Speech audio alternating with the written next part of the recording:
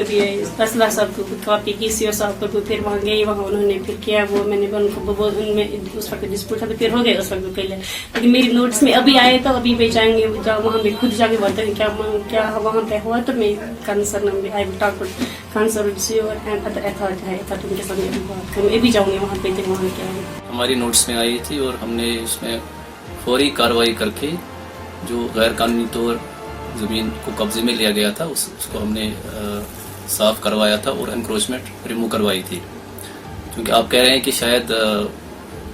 दोबारा किसी ने ये जसारत की है, तो हम अभी इसमें वेरीफाई करवाएंगे और एप्रोप्रिएट कार्रवाई दोबारा उसके खिलाफ एनक्रोचर के खिलाफ करें। जो भी इसमें मुलव्वस होगा तो उसके खिलाफ जो है ना एप्रोप्रिएट कार्रवाई लाजमन होगी।